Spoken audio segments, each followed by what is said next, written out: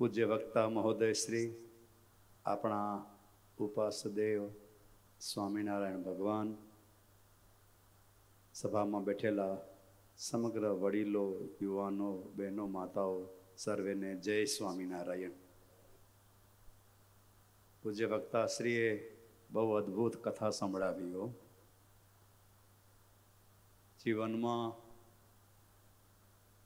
જો આદર્શ વ્યક્તિ હોય ને, એની સંગાથે મન જોડાયેલું હોય તો જીવનમાં ઘણી બધી તકલીફો આપણને નડતર રૂપ થતી નથી. એ તકલીફોમાં, એ કઠણાઈઓમાં આપણને અચૂક રસ્તો મળી રહે છે.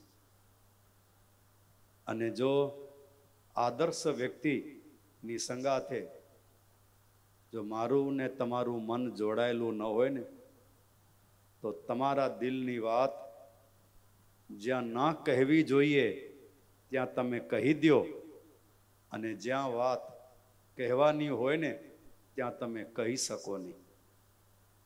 અને એને કારણે હું ને તમે બરબાદ થઈ શકીએ છીએ. એટલા માટે ભક્તજનો, આ કથા છે ને, કોની સંગાથે મન જોડી રાખવું, કોની સંગાથે આત્મીયતા રાખવી, અને કોની પાસે જઈ હૈયાની વાત કહેવી, એમના માટે આજનો આ અધ્યાય હતો. આજના પ્રસંગને અનુરૂપ મને ભગવાન સ્વામિનારાયણ સમકાલીન એક વાત યાદ આવે છે. મહારાજ જ્યારે જ્યારે વડતાલ જાય ને, ત્યારે એક ભગત મહારાજની, સંતોની ખૂબ સેવા કરે. અને આ વાત મને પણ અડે, તમને બધેને કદાચ સ્પર્શ કરશે આ વાતો. અને આ ભાઈ જે મહારાજની, સંતોની સેવા કરે, રાતના 10-10 વાગી જાય, મહારાજ કે ત્યારે મહા મહેનતે જાય, એટલી સંતોની સેવા કરે, મહારાજની સેવા કરે. જ્યારે મહારાજ એ વડતાલથી વિદાય લે ને, ત્યારે પણ 2-2, 4-4 ગાઉ સુધી મહારાજને વડાવવા માટે આવે. દિલની વાત, મહારાજ તકલીફ બહુ છે, ઢીંગલા નથી, વ્યવહાર હાલતો નથી. આ દિલની વાત મહારાજને કહેવાનું મન થાય, પણ મહારાજ આગળ કહી શક્યા નહીં. પણ મુક્તાનંદ સ્વામીને, આજે સ્વામીએ વાત કરીને કે સગરામા ભગતે મુક્તાનંદ સ્વામીને પોતાના ગુરુ બનાવ્યા હતા. અને એને કારણે મુક્તાનંદ સ્વામી પાસે આવી અને પોતાના દિલની વાત ઠાલવે.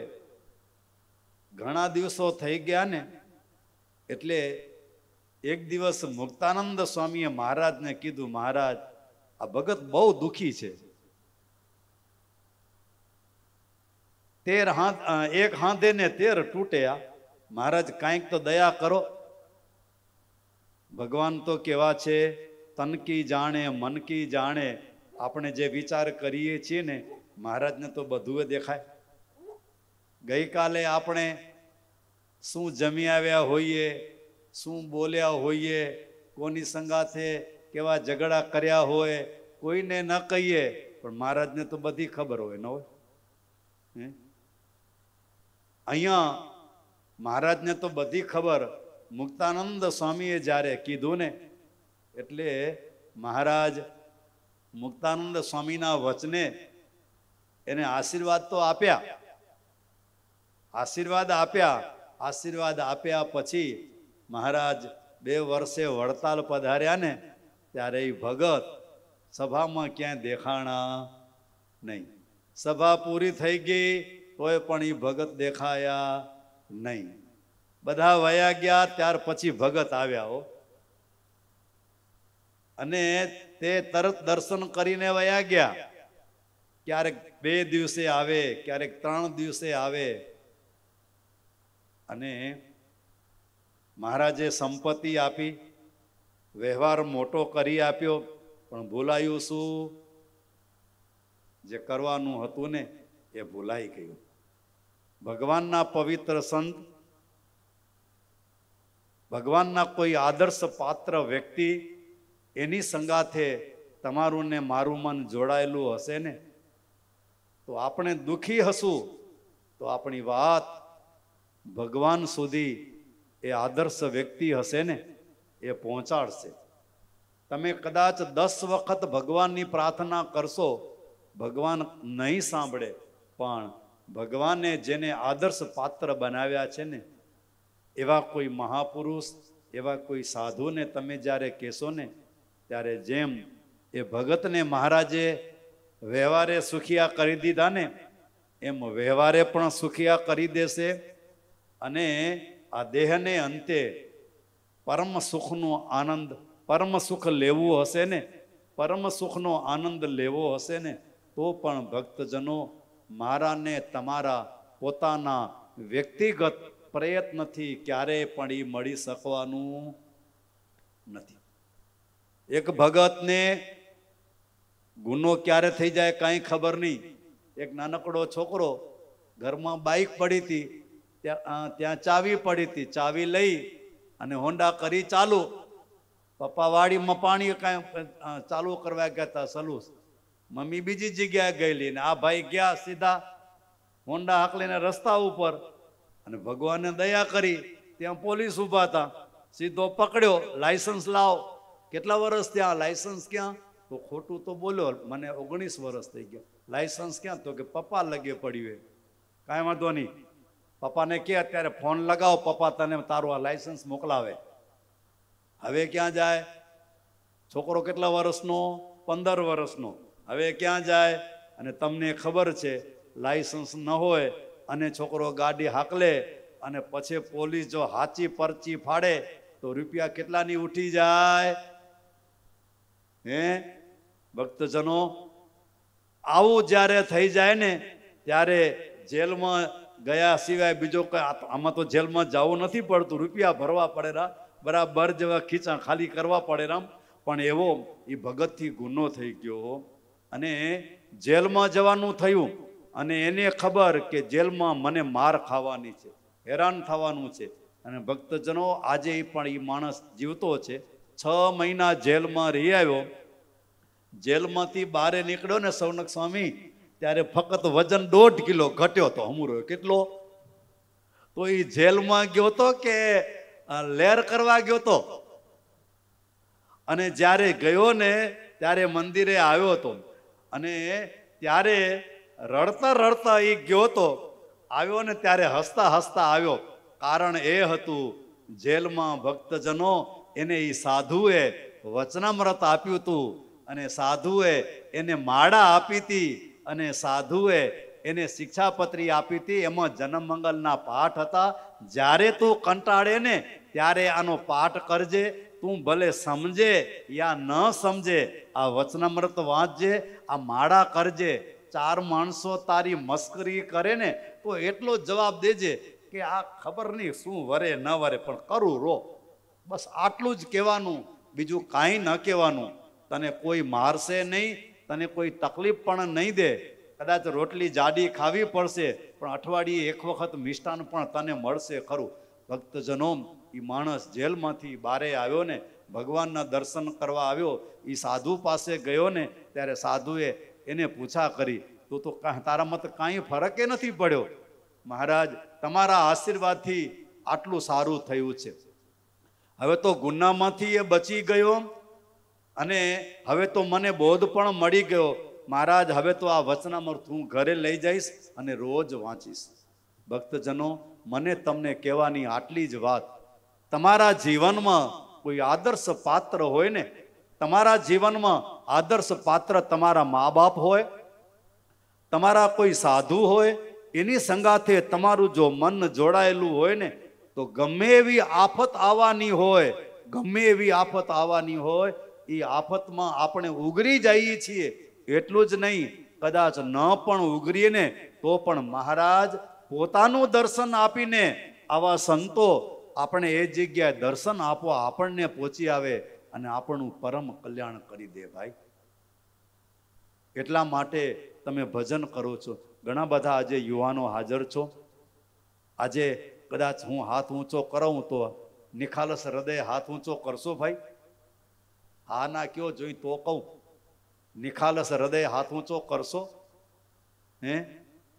કાંઈ નહીં. હા નથી પાડતા ને નાય નથી કહેતા, કારણ કે અમે તો છોકરાના દિલનું વાંચીને કહીએ. જો છોકરા એમ કહે કે સ્વામી તમે જેમ કહો એક જગ્યાએ, એમ તો થઈ ગયો છે, 2 મિનિટ વધારે લઉં. એક જગ્યાએ છોકરાઓ લગભગ 125 જેટલા યુવાન છોકરાઓ, તમારા જેવા વડીલ તો એકાદોક હતા, બાકી બધા યુવાન છોકરાઓ હતા. અને યુવાન છોકરાઓને સૌનક સ્વામી ભેગા હતા. યુવાન છોકરાઓને અમે એવો પ્રશ્ન પૂછ્યો, આમાંથી ડુંગળી ખાધી હોય હાથ ઊંચો કરે? કોઈએ ન કરે હો ભાઈ.